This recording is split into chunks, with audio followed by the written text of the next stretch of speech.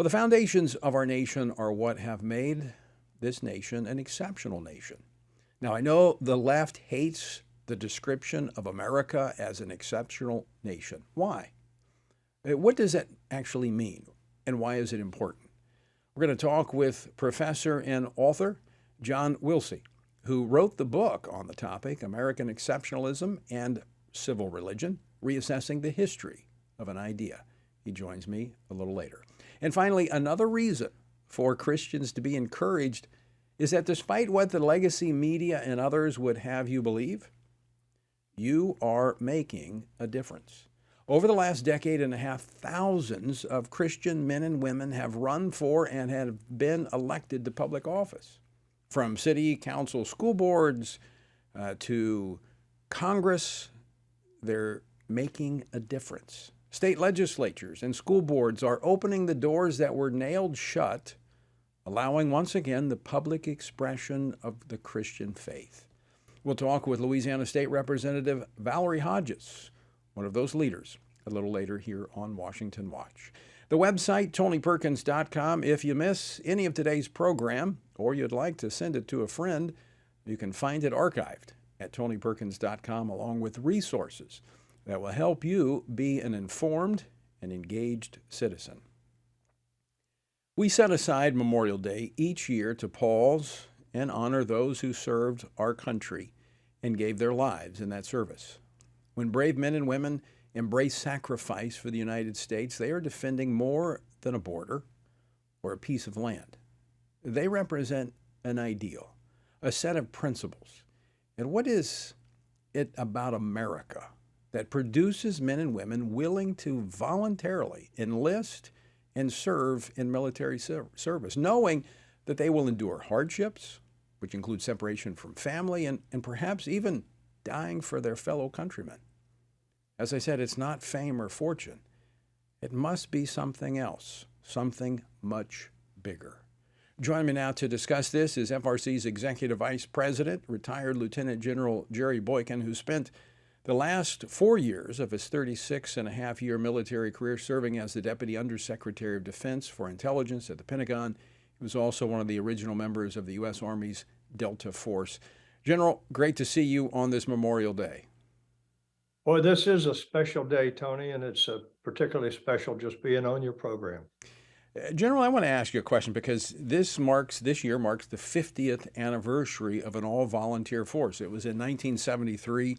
Then Secretary of Defense Melvin Laird announced that the U.S. military going forward would be an all-voluntary force. 50 years later, I think that proved to be a very good decision. However, today we're starting to have some difficulties when it comes to filling the ranks of our military. Deputy Secretary of Defense, current Deputy Defense Secretary Kathleen Hicks, gives a number of reasons why the military is not able to recruit.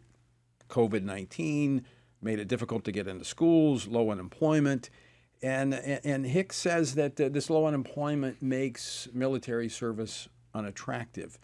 But is that really the issue? No, it is not the issue. There's a lot of pressure on what I believe are the core issues that young men and women are willing to step up and say, here am I, send me, and serve in the uniform of this country. But look, it's about a transcendent cause. And it may be multiple transcendent causes, but it is about a transcendent cause. And that is, it's about something bigger than they are individually. It's about being part of a team. It's about having an identity. And do you know how many young men in America today have no identity because they don't know who their father or maybe their mother was, and they're aimlessly wandering around trying to figure out who they are. But when they come into the military, they get an identity. It's a transcendent cause, and that is why up to this point, we have been totally successful in recruiting an all-volunteer military. Now that may change, as we are seeing, and you just mentioned, with the problem recruiting.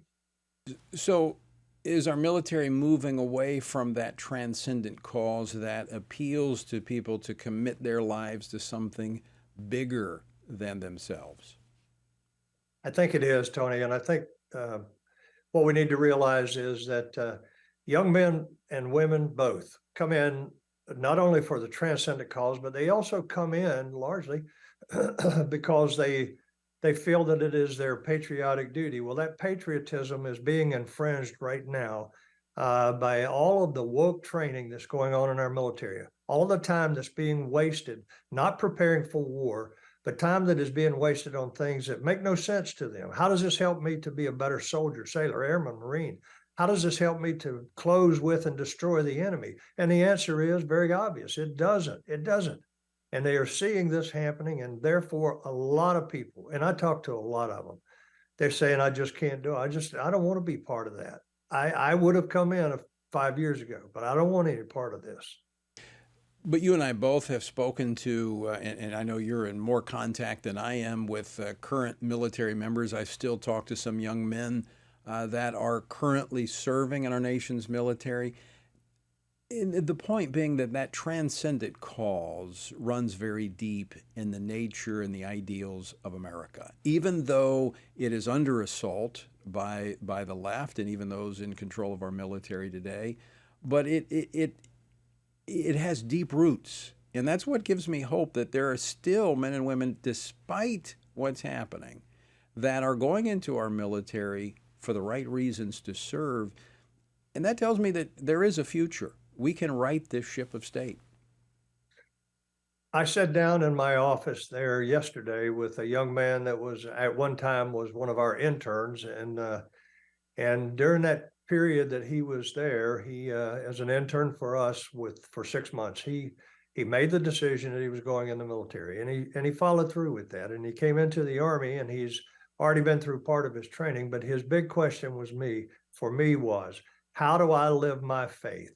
What can I do? What should I not do? He wanted almost a training manual on how to be a Christian in the military.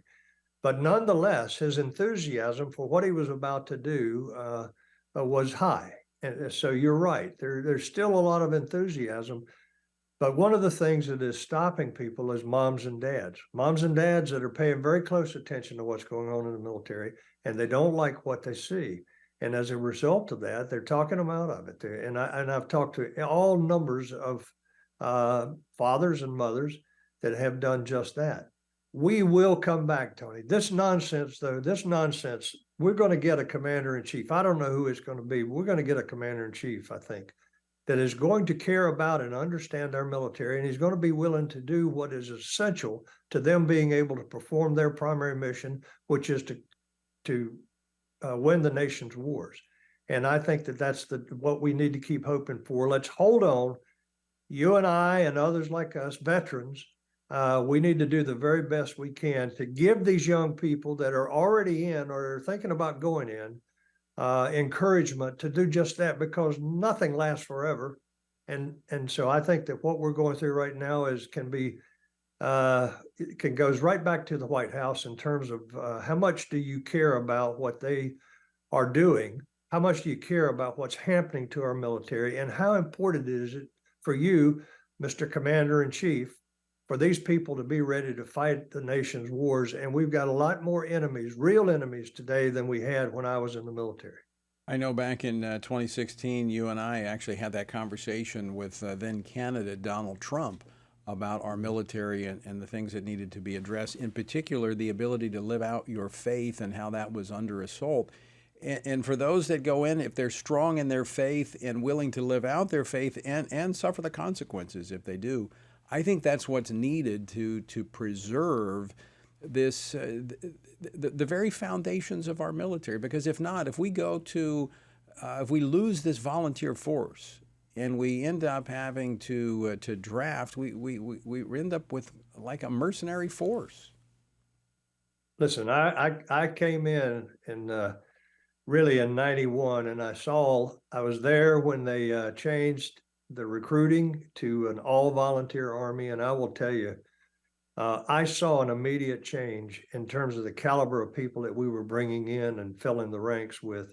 And unquestionably, they were all proud to be Americans. Well, one of the problems we got to be real careful about, and we've got to turn this around too, the first opportunity we get, is the greatest sacrifice that has ever been made for America, just for America, is the blood of the young men and women that have served in uniform. And we don't teach history. So we've got a generation that comes along that doesn't know the history. They don't know how these people have served in foreign wars on foreign lands and sacrificed their lives in many cases, and won, the Medal of Honor and other awards similar to that. So we need to get back to teaching that. And there needs to be, every American needs to be proud of what this nation has done in terms of defending our allies, but also defending America. And we don't teach history the way we should. You're right. No nation has done what we have done for the world in terms of protecting others and asking nothing in return. And you're right, we need to know that history because we also need to know the high price of freedom. General Jerry Boykin, always great to see you. Thanks so much for joining us today. Good to be with you.